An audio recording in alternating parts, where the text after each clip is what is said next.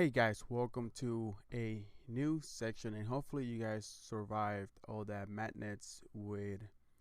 We use PowerShell, Empire. We also use CrackMap, exec, and Win, Evo WinRM. But now we are going to start using Metasploit. And why Metasploit? Because Metasploit is basically the ultimate tool, and Metasploit is the thing that I love about Metasploit is that it is open source, so it is free. That's one of the things that I like the most, and a lot of people help with this product.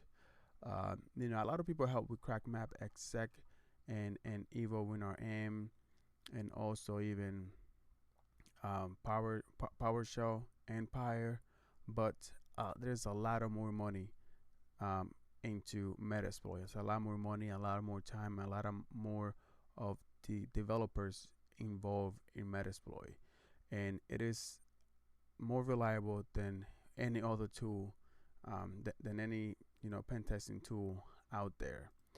And Metasploit is a penetration testing framework. Everybody knows what Metasploit is, right? And it makes our lives simple, right? Unless you're taking the OSCP. If you use uh, Metasploit, you could potentially fail the exam. I think you're only allowed to use it once, but if you use it more than once, you can potentially fail the exam, um, because it is really good, and it automates a lot of stuff. That's why they don't allow it in the OSCP exam. But if you're taking an exam or anything like that, and they allow you to use Metasploit, it is going to make hacking simple for you. And it is a very essential tool for many hackers and defenders. Defenders can use it to see how the hackers are trying to hack into the system.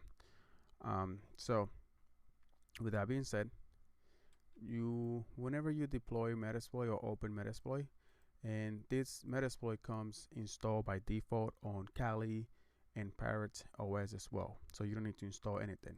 All you need to do is to run it as root. So as you can see right now, I'm running as root, or if you're not running as root, you can use the sudo, but since I'm running as root, I don't need to do that. And the command to start this is msf console.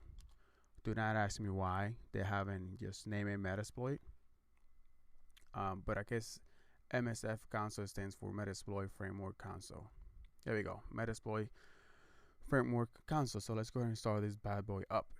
And as you can see, there are 2077 exploits. That's just exploits, guys, okay? And then we have 1124 auxiliary, right? Those auxiliaries. And then we have 352 posts, 592 payloads. Okay, you see how crazy that is. 45 encoders, 10 NOPs, and 7 evasion.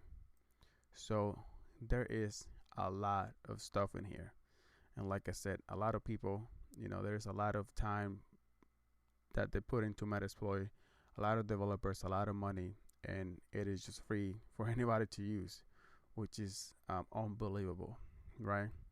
So whenever you start Metasploit, if you haven't used Metasploit before, welcome to Metasploit. It's going to make your life a lot easier. For Metasploit, if you are first timer, you just want to do the help command and see what you can find. Every time you're going to run anything, just do a help command and see what you're able to do. Here are the developer commands. We're not going to be working with that. Here are the credentials, backend commands. Basically, if you have done some dumping, you can do the creds, and you're going to see all that dumping in there. Here's some database backend. We're not going to use any of that. The resource script command. We're not going to be working with that. Job commands, module commands. Here are some module commands over here. We are going to be using a lot of show, search, options, info, somewhat advanced as well. Use, okay. And core commands. We have banners, color. You want to change the color. You want to connect to something. If you want to exit, You can just do exit, get, gets the value of a context specific variable. And history, it shows the command history, which is really, really nice. And one of the things that, I really appreciate and I really love is that there's not a lot of crashing. With Empire, I ran into a lot of issues. They don't have that many people working as they have for Metasploit, for PowerShell Empire. I mean, but I wish there was a lot more people. I wish I knew it is written in Python 3. I wish I was really good with Python so I could help them with those issues that they're having, because it's a really good tool, but there's just not a lot of resources and a lot of time that they put in. The same like they put in for Metasploit. Okay, so that's the help command. One of the first things that you want to do, let's say like we found that was I guess it was like 14 hours ago. If you have watched the entire series um, on my course, like 14 hours ago, we did some nmap scans, and we found that one of the servers was running on a version of Windows 08, and it was also running SMB. So for that, what I want to do is, I want to check if that Windows 8 is if it is exploitable to the Eternal Blue. So that's one of the things that I want to do. So from here, if you find something and if you want to search for exploits, all you have to do is search. You can search for Jenkins. There's a bunch of exploits right here for Jenkins. You can see we have scanners. You can see it for Linux. You can see multi-platform scanner exploits in here. So whenever you see auxiliary, this is probably going to be like scanning or gathering credentials. Whenever you see exploits, those are going to try to get a reverse shell for you. All right, so exploits, trying to exploit, get a reverse shell for you. And auxiliary scanners, it's basically getting some more information, basically. Okay. And what else we have? If you want to search for like FTP, if you find like an FTP port, you can see a lot of posts, a lot of exploits, a lot of good stuff in here. Buffer overflow, SQL injection. So that's how you do a search. So now I want to do a search for the MS17. Let's just search for MS17, and MS17 is the CVE for the 17. I believe this from the MS17 010 is the CVE for the Eternal Blue. And since my that server that we found was running on a Windows 08, it also had the SMB port open. I want to see if it is vulnerable to SMB. So the way that you can find that before you start exploiting, right? Because you don't want to just go ahead and start exploiting. If you have the ability to basically see if it's exploitable, just go ahead and do that so you don't waste a lot of time. Because if you find that it's not exploitable, then you don't have to go that way. You want to go another way.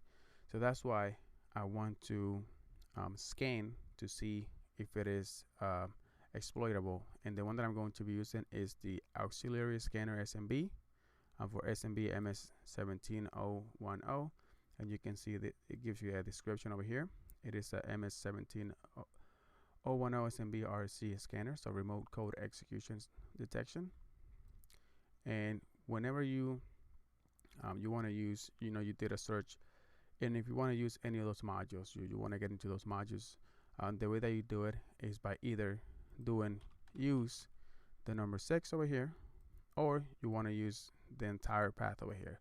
Let's go ahead and show you that you can do it like this.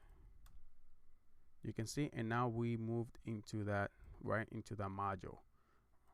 As you can see over here, it changed. Or you could have done use number 6 as well, and that was going to take you to the same one. So you can either use a number or you can use the entire name over here. Okay, so after we do that, we clear the screen so it can look a little bit bigger or a little bit better. And the other commands that you could use is info, and info will give you basically a lot more information. So it will tell you the name, it will tell you the module, who has the license, a Metasploit framework license, BSD. The rank is normal. They rank it from like average, normal, and like real. I think it goes from great. So it goes like normal, average, and great, right?